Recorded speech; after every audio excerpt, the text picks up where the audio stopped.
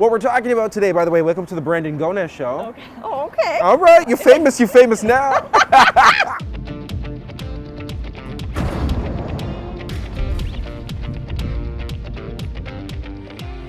Hey BG Squad, welcome to another episode of the Brandon Gomez Show. I'm your host, Brandon Gomez, and boy, there have been so many political and social movements that have erupted over the last little while. But before we even get on that, let's talk about the homework.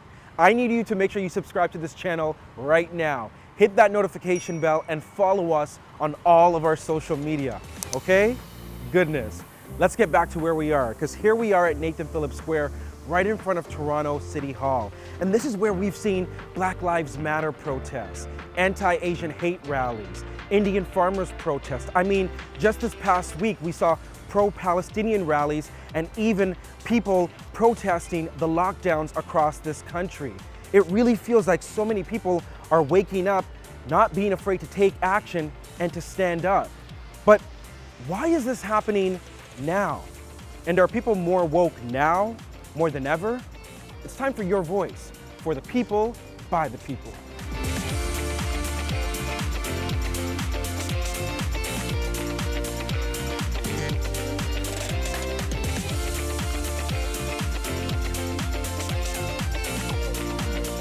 BG Squad be out here. BG Squad! Let's go, let's go, let's go! Since COVID began, it seems like there's been a lot of political issues that have erupted. Okay. Like, are you paying more attention to these movements compared to pre-pandemic?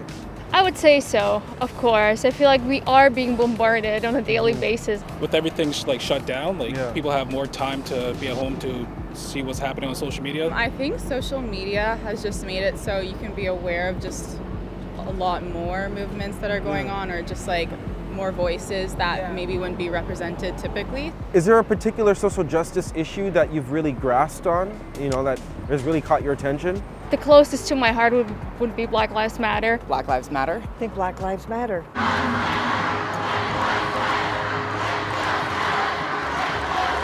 Like, I like that it wasn't just they came and went. Yeah. Like, they kept making themselves known and be present in how this issue affects us. We get a lot of the anti-mask protests happening, which I find, and anti-lockdown stuff. It's a political movement. It is, yeah. Yeah, I choose not to follow because I don't want to live in fear. I don't think anyone should live in fear, and I don't think we need to live in fear.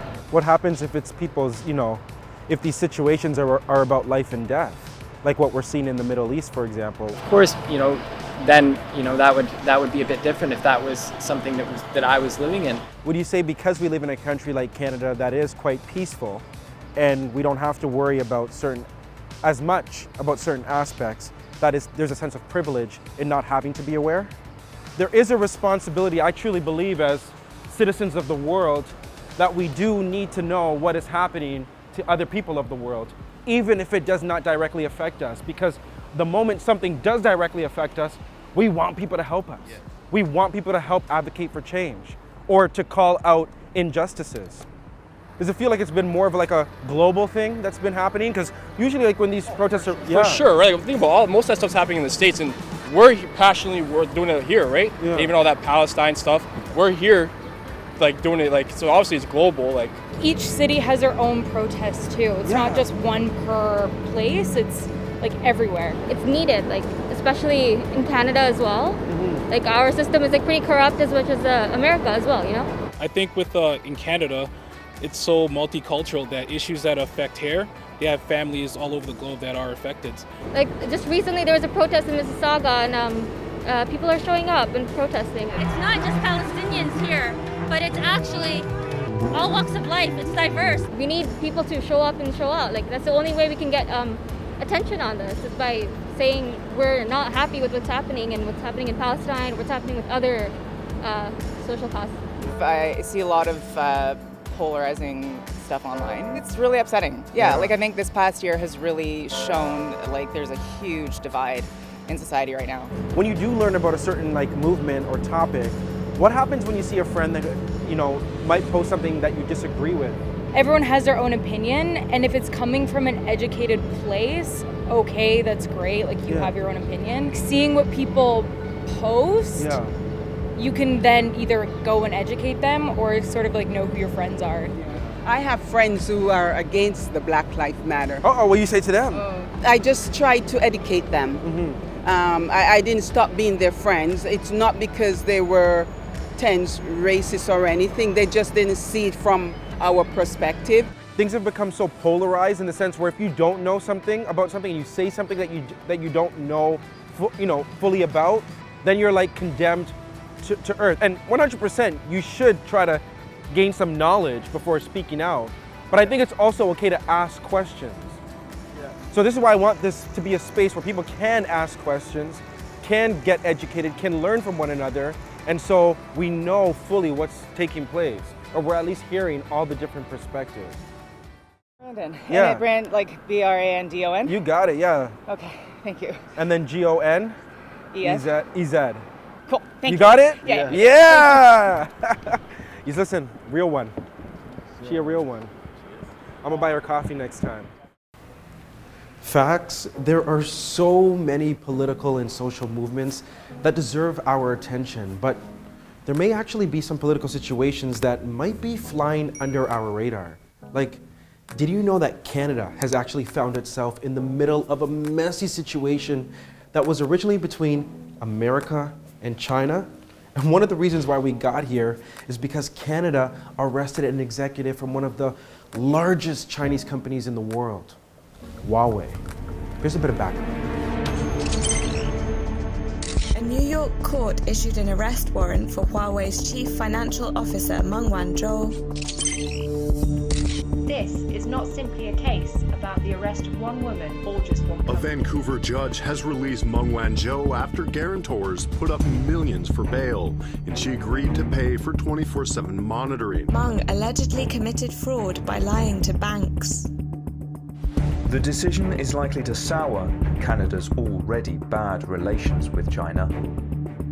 The civil suit calls the circumstances of Meng's arrest a serious violation of her rights. Meng's lawyer, Scott Fenton, argued prosecutors made submissions irreconcilable with the law of fraud. The judge ruled that double criminality was met because the conduct Miss Meng is accused of, the making of intentionally false statements, meets the essence of fraud.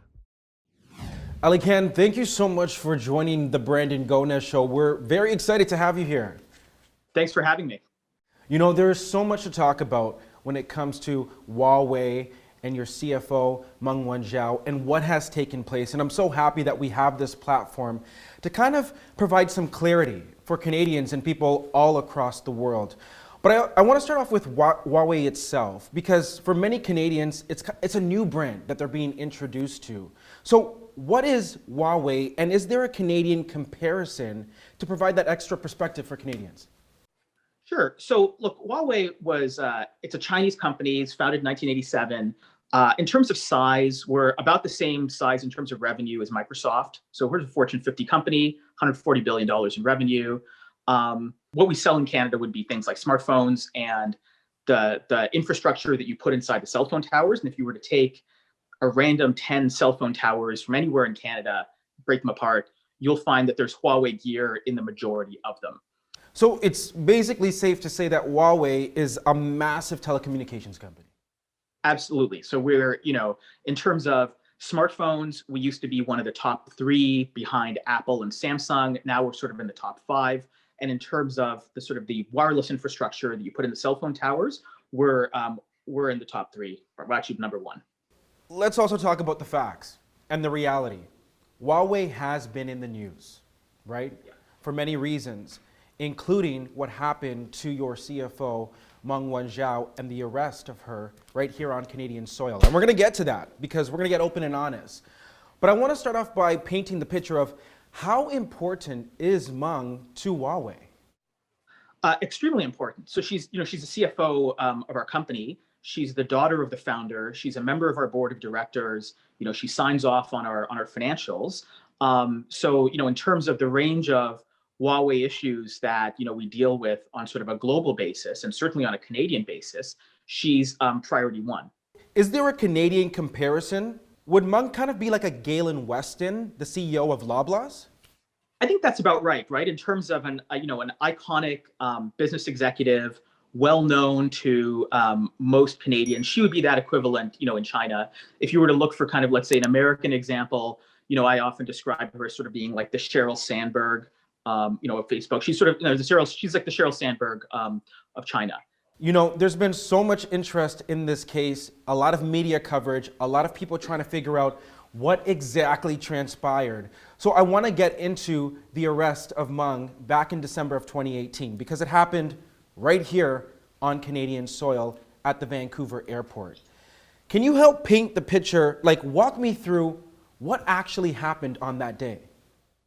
Sure. So I think the first thing to just bear in mind is Meng faces no charges in Canada. She's not accused of violating any laws of Canada.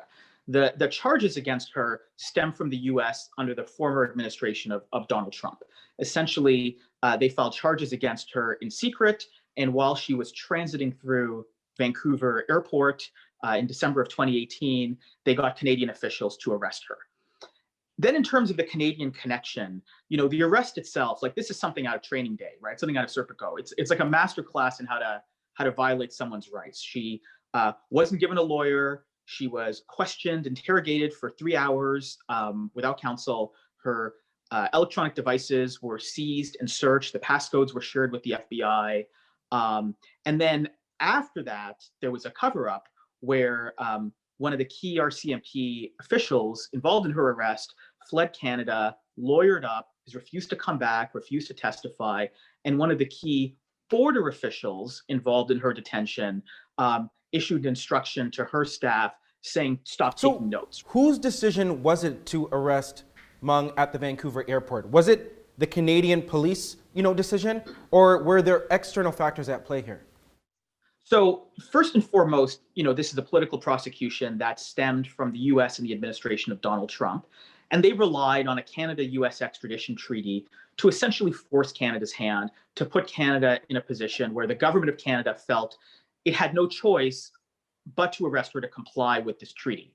Meng Wanzhou is a pawn in this U.S.-China trade fight, but so is Canada, right? Canada was forced into this situation. It didn't seek this out. It was forced into this position by the Trump administration. So when we're talking about the Trump administration going after Huawei and going after Meng as a pawn in some sort of way here, we are talking about some charges that the U.S. has laid against Huawei and Meng. More than a dozen charges, some of which include bank and wire fraud, obstruction of justice. I mean, to the average person, that seems quite serious. Yeah, this is serious, and we don't want to minimize those. But I think there's a distinction between the charges. First of all, the charges that Meng faces and the charges that Huawei faces. But what Meng herself is charged with is fraud, and the specific fraud that she's charged with is at a meeting at a coffee shop in Hong Kong. The U.S. alleges that she gave a misleading PowerPoint to a British bank, HSBC. So, our position is firstly, we deny it, we just deny that anything was misleading. But on a deeper level, how is it the concern of the U.S. legal system what allegedly happened at a coffee shop in Hong Kong involving a Chinese company and a British bank, right? So essentially, the deeper issue is you have the Trump administration is seeking to export American laws halfway around the world and using allies like Canada as essentially their global policemen to kind of nab up executives when they're transiting through their territory. And I think that's a very, very dangerous precedent that they've set. If there has been a more rocky point in Canada's diplomatic relations with China, it's hard to recall it. Escalating the trade war with China? Yeah, for sure. Why not? The purpose of the United States is to bring down Huawei and other Chinese high-tech companies, and Canada has been acting in the process as an accomplice of the United States. I want to ask you about the relationship between Canada and China, because a lot of people feel like this move to arrest Meng has led to a bit of friction in that relationship. We know that shortly after that took place, two Canadians, Michael Kovrig and Michael Spavor, were both detained in China by Chinese authorities there. Prime Minister Justin Trudeau has called those charges against them as manufactured. Do you think this arrest played into that? I mean, I think that, that's certainly what the Prime Minister has said. That's the position of the government of Canada. And I think that it's no secret that this is a time of real tension now between Canada and China, between the governments of Canada and China. This is a political prosecution. This is a political issue. And ultimately, it falls upon politicians in different countries to find a way out of this, because if they don't find a way out of this, I just fear that things can't get better unless politicians can sit down and get together and find a way to de-escalate things. It's so interesting because, like you said, there are so many big players at play here, and then stuck in the middle is kind of Meng. And I want to ask, have you been in communication with her? Yeah, so I live in Toronto, but I go to Vancouver every month or so. And so obviously she's under house arrest in Vancouver. So I'll see her when I'm in Vancouver. So what has she said? Like, how is she feeling as all of this is playing out? Well, I mean, look, she's it's a very solitary time for her, right? Yeah, I think, she's separated from her kids, she's separated from her husband, she's separated from her family, and in many ways she's separated from the real nitty-gritty of the operations of the company to which she's devoted her life. And so there's a lot of stress there. There's a lot of uncertainty and anxiety about her future. But at the same time, she didn't get to where she is at Huawei by being anything other than strong. We haven't ever really heard from her publicly, but what do you think she would want Canadians to know? I think her view and our view is that, it's never too late to do the right thing. It's never too late to try to put the toothpaste back in the tube. This was a political prosecution, and the only real solution to this is once Meng Wanzhou is back in China with her family. And I think her hope is that these tensions between the US and China, between China and Canada, can be eased, because it's in no one's interest for things to keep getting torqued up. What does she think of the coverage that she's been getting, or how her name has been used out there? Look, I think before she was arrested in 2018, she was a very private person, right? She wasn't on kind of the global speaking circuit. She wasn't the very high profile CFO. You have journalists commenting on, she gets her hair done, on her ankle or her shoes. And I think that's new. But I think in terms of the media coverage, I think that the coverage has evolved amongst the reporters who've been following this case and are kind of realizing the many ways in which her rights were violated and how this isn't really the Canadian way. Do you think Meng ever expected that things would take this long to sort themselves out? No, and I don't think anyone did. I think we were all hopeful that a resolution could be found. Everyone expected this to be resolved in some way or another in the first 6 months, whether you were kind of pro-Meng or anti-Meng, you thought this would get resolved quickly. We're now 2.5 years in. I'm not sure we're a day closer to this being resolved. The Trump administration continues to be tougher on those who violate our sanctions and our export control laws than any administration in history. There is a new administration down south, the Biden administration and the Harris administration. Do you think they're going to step in and alter, the course that has been laid out here? That it's a tough one to speculate on. I think that obviously the main focus in the U.S. is the pandemic and the subsequent need for an economic recovery, right? That's what's top of mind for politicians. I think that the Biden administration will find it very difficult to defend the actions of their predecessor, Donald Trump, in this. And I think that, there is a window where they can repudiate or at least distance themselves from the actions of Donald Trump. They have not done that yet. They haven't doubled down on them yet, but they haven't distanced themselves or repudiated them from the Trump actions in this case. But, in this case, you're in for a penny, you're in for a pound, right? If you're dead set on extraditing Meng Wanzhou to the United States to face charges, then you have to accept that case, including the actions of Donald Trump. We describe this as sort of like a Hollywood movie in a way, in terms of how everything has been playing out. But everybody always wants to know, how does the movie end? Right? And at this point, it could end two ways. Whether this expedition hearing is approved, right, and that has to happen, or not. Paint the picture for me in terms of the reality. What would each reality look like based off of both scenarios? These things can go on a long time when the facts are unclear or when the law is unclear, or when there are geopolitical considerations. And I think all three of those boxes are checked here. So I think that there is certainly a legal off-ramp, and that's one that we are assiduously pursuing. I think the government of Canada and us are moving through this legal process as fast as we reasonably can, mindful of the fact that it's just the law sometimes moves a bit more slowly than people would like. This case has always been about politics. The prosecution has always been about politics. It's how she ended up under house arrest. And I think because it started with politics, these issues can only be resolved with politics.